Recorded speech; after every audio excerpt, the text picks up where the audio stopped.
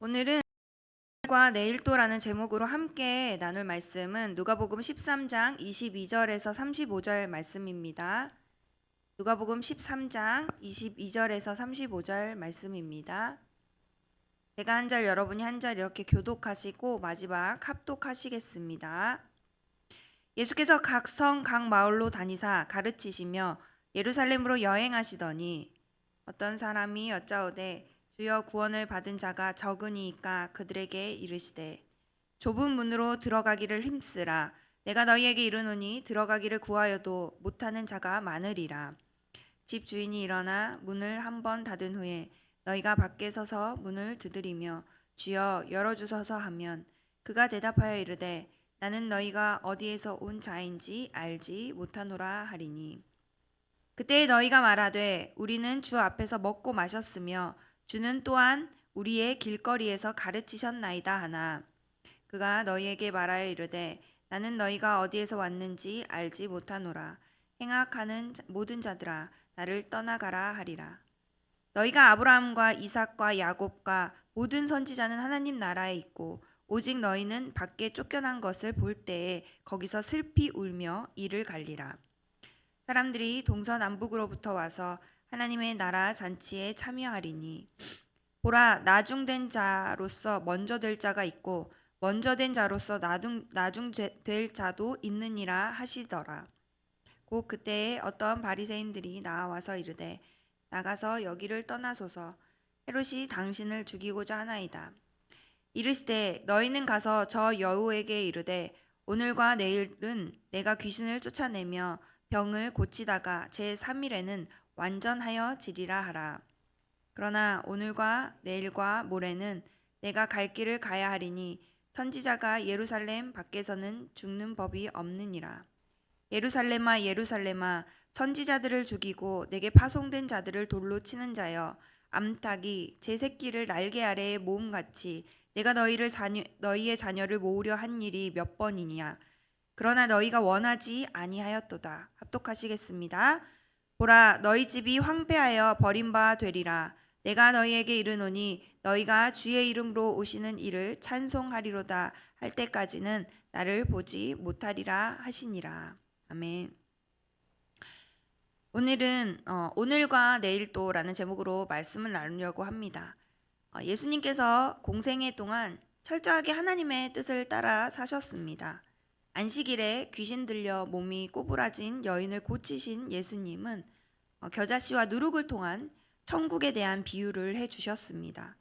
그리고 이어서 각 지역을 다니시며 복음을 전파하셨습니다. 천국에 들어가기 위해서는 넓은 길이 아닌 힘들고 고달픈 좁은 문으로 들어가라고 선포하시며 우리 주님도 예수님을 향한 좁은 문으로 들어가십니다. 예루살렘을 향해 가시는 길에서 사람들에게 천국과 구원에 대해 가르치셨고 좁은 문으로 들어가기를 힘쓰라고 말씀하셨습니다. 또한 헤롯의 위험 앞에서도 흔들리지 않고 오늘과 내일도 모레까지 가야 할 길을 가야 한다고 하셨습니다.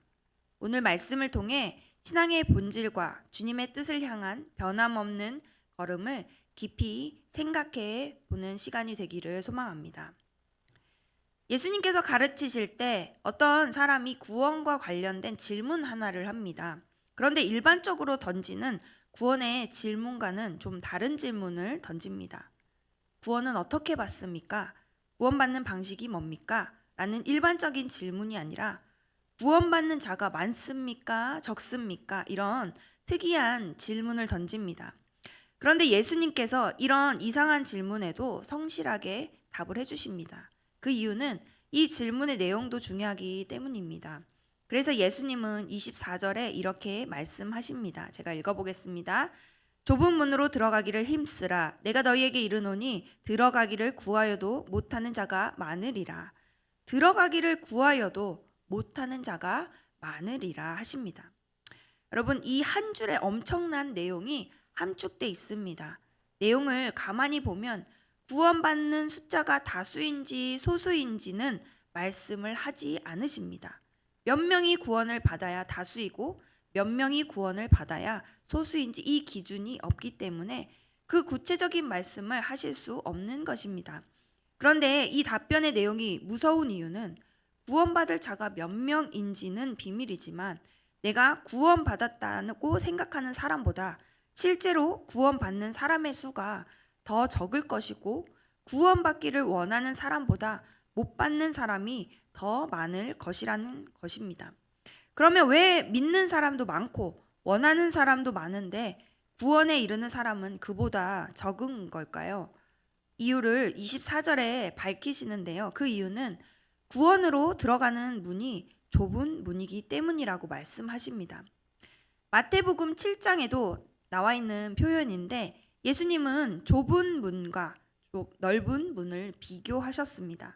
제가 마태복음 7장 13절에서 13절 말씀을 읽어보도록 하겠습니다.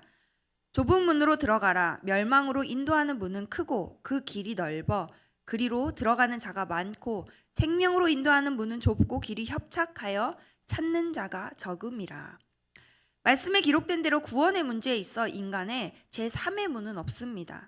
좁은 문을 택하든지 넓은 문을 택하든지 둘 중 하나를 택해야 하는 게 우리의 선택지인 것입니다. 언제나 진리는 선명하기 때문에 예수님은 정확하게 답을 말씀해 주십니다. 예수님은 구원의 문이 좁은 문이라고 말씀하십니다. 좁은 문은 회개와 겸손, 순종과 헌신을 의미합니다. 반드시 회개의 과정을 거쳐야만 한다는 뜻입니다. 헛된 자부심, 교만, 자기의 의, 아집과 고집을 내려놓아야만 합니다. 예수님을 통한 구원을 간절히 사모해야만 한다는 의미입니다. 좁은 문은 찾는 자가 적지만 생명으로 인도됩니다. 좁은 문은 불편하고 희생이 필요합니다. 즉 예수님을 따르는 길은 쉽지 않지만 그 길만이 생명의 길인 것입니다. 믿으십니까? 네, 25절에서 27절 말씀을 보면 집주인이 일어나 문을 한번 닫은 후에 너희가 밖에 서서 문을 두드리며 주여 열어주소서 하면 그가 대답하여 이르되 나는 너희가 어디에서 온 자인지 알지 못하노라 하리니 그때에 너희가 말하되 우리는 주 앞에서 먹고 마셨으며 주는 또한 우리를 길거리에서 가르치셨나이다 하나 그가 너희에게 말하여 이르되 나는 너희가 어디서 왔는지 알지 못하노라 행악하는 모든 자들아 나를 떠나가라 하리라. 문이 닫힌 후에 문 밖에 서 있는 이들은 문을 두드리며 과거 집주인과 함께 식사를 나누고 가르침을 받았던 것들을 상기시키며 문을 열어줄 것을 애원합니다. 이 말씀은 단순히 예수님을 알고 예배에 참석하고 교회 생활을 한다고 해서 구원이 보장되는 것이 아니라는 사실을 경고합니다. 구원의 문은 오직 하나의 이름, 구원자 오직 하나의 존재밖에 없기 때문에 이 문은 좁다라고 하는 것입니다. 즉 좁은 문으로 들어가라. 이 말의 뜻은 주 예수를 믿으라 그 뜻입니다. 다른 길은 없습니다. 그런데 이 말씀을 마태복음 말씀과 연결을 해서 한 발자국 더 들어가면 약간 좀 더 심각해지는 내용이 있습니다. 이 말씀은 신자에게 주신 말씀일까요? 불신자에게 주신 말씀일까요? 주 예수를 믿어 그 문으로 들어가라 라는 말씀이 우리 예수님을 믿는 우리 신자를 향한 말씀이냐 불신자를 향한 말씀이냐 라고 할 때 여러분은 이 말씀이 누구를 향한 말씀이라고 생각하십니까? 우리가 좁은 문으로 들어간다고 할 때 그 의미는 그 문으로 입장하면 끝난다는 걸 말하는 게 아니라 그 후에 그 좁은 문에 난 좁은 길을 쭉 걸어간다는 의미가 포함되어 있습니다. 예수 그리스도를 내 구원의 유일한 길로 영접한다는 의미는 그가 걸어가신 그 길, 예수 그리스도의 삶을 내 삶으로 받아들인다는 뜻입니다. 그런데 문제는 왜 좁은 문으로 들어가는 삶은 들어가기를 구했는데도 못 가는 자가 많은가?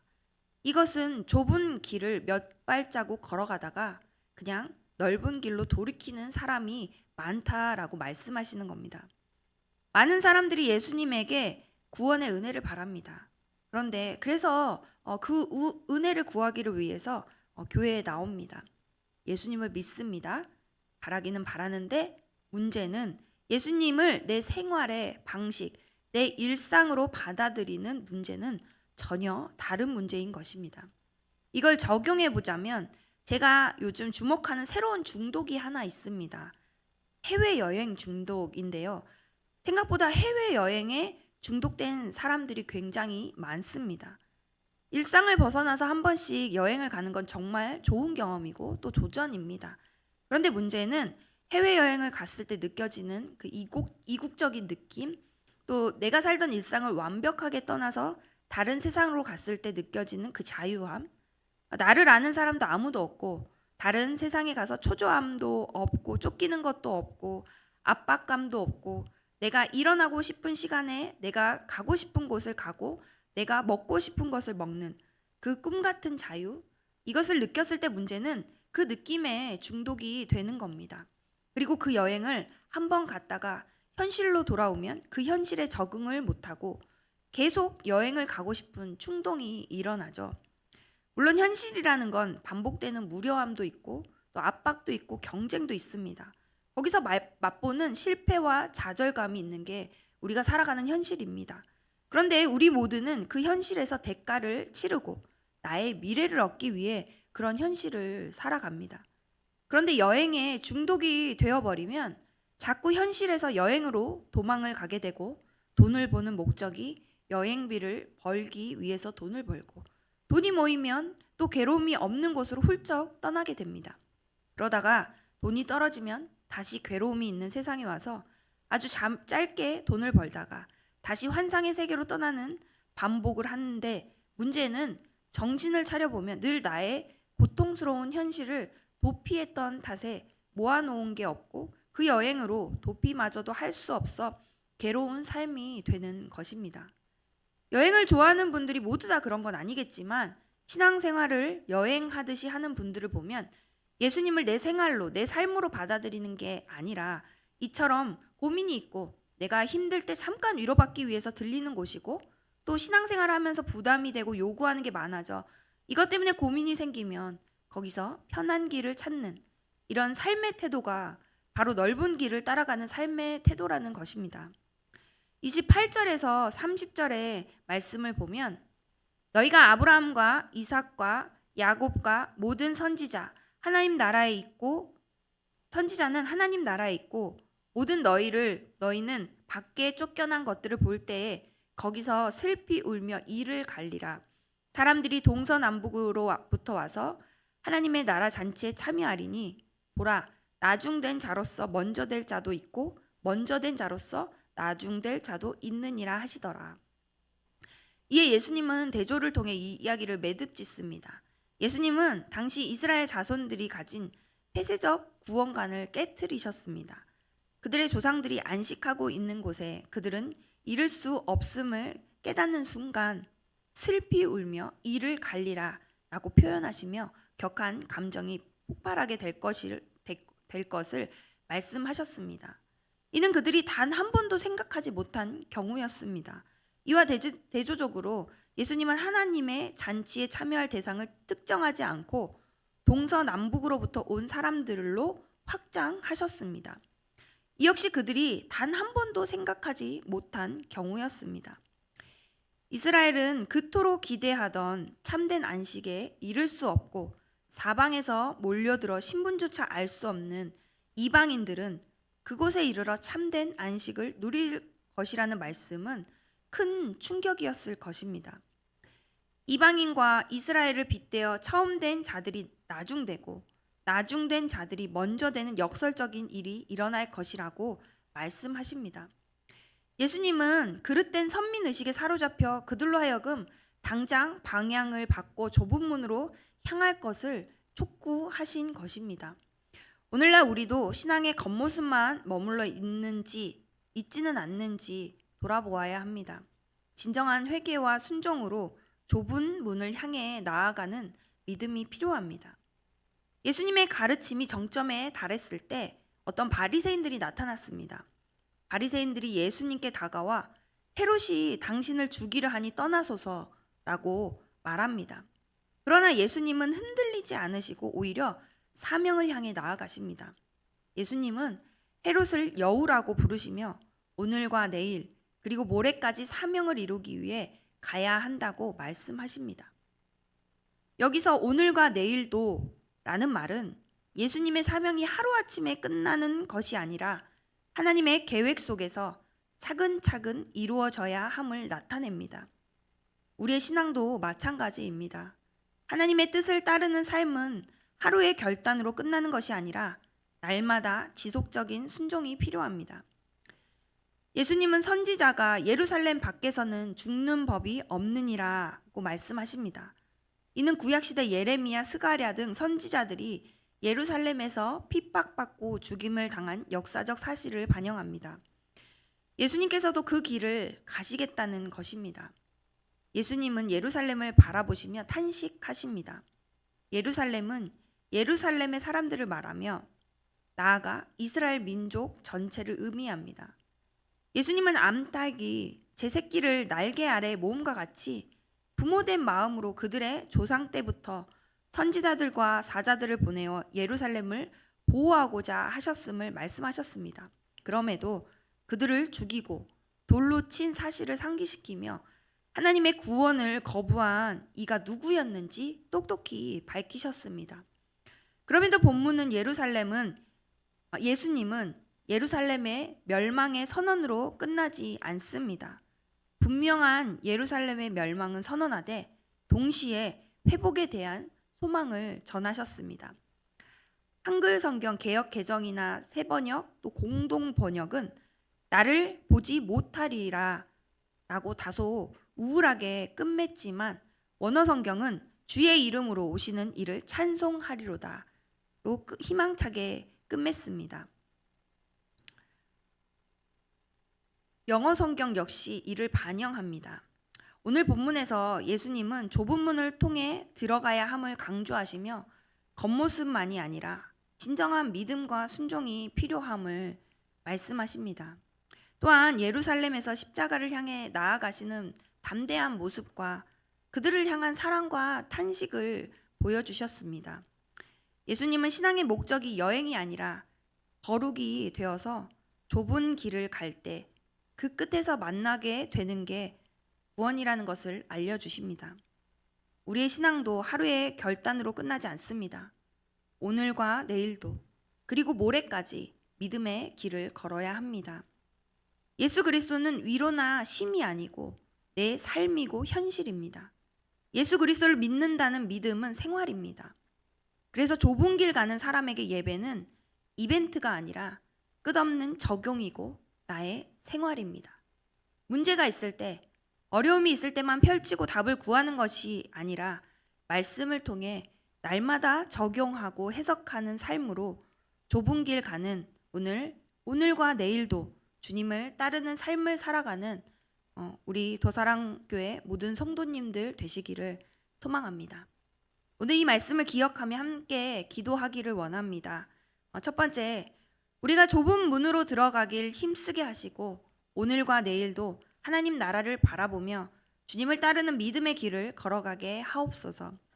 두 번째는 오늘도 주의 이름으로 오시는 이를 찬송하며 예배로 드려지는 삶이 되게 하옵소서. 우리 먼저 말씀을 기억하며 이 두 가지 기도 제목 가지고 함께 기도하시겠습니다. 사랑하는 주님, 오늘도 주님 앞에 나아옵니다. 하나님, 정말로 우리에게 구원의 은혜를 베푸신 주님께서 우리에게 말씀하실 때 좁은 문으로 들어가라고 말씀하십니다. 우리가 좁은 문으로 들어가길 힘쓰기를 원합니다. 편안하고 안락한 넓은 문, 넓은 길을 따라가는 것이 아니라 정말 예수님이 우리를 위해 가셨던 그 길, 그 좁은 문, 좁은 길을 따라갈 수 있는 우리가 되기를 소망합니다. 하나님, 오늘과 내일도 하나님 나라를 바라보며 주님을 따르는 믿음의 길을 걸어가게 하여 주시옵소서.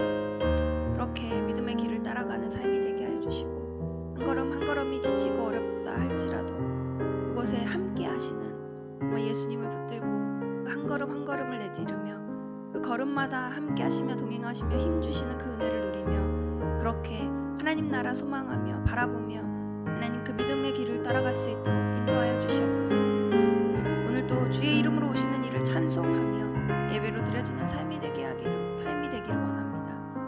하나님, 정말로 내가 주님 오늘 말씀하신 이 말씀을 기억하며 정말 사랑과 탄식으로 우리에게 말씀하시는 주님의 그 말씀, 하나님 정말 그렇지만 그렇게 하나님 이스라엘을 또 우리를 그 구원의 주님의 말씀하신 그 길을 따라가지 않는 우리를 바라보며 하나님 그렇게 멸망으로 끝나는 것이 아니라 하나님 다시금 소망을 주시고 그럼에도 불구하고 회복의 은혜를 허락하신 주님 그 예수 그리스도의 그 크신 사랑 기억하며 그 십자가 사랑 기억하며 오늘 또 우리가 정말로 오늘 또 내일 또 그 한 걸음 한 걸음을 주님의 이름으로 오시는 일을 찬송하며 예배로 드려지는 삶으로 살아낼 수 있도록 살아갈 수 있도록 하나님 은혜를 허락하여 주시고 인도하여 주시옵소서. 주님을 의지하며 나아가기를 원합니다. 주님을 붙들고 나아가기를 원합니다. 주님 함께하여 주시옵소서. 우리 이 시간 한 번 더 기도하기를 원합니다.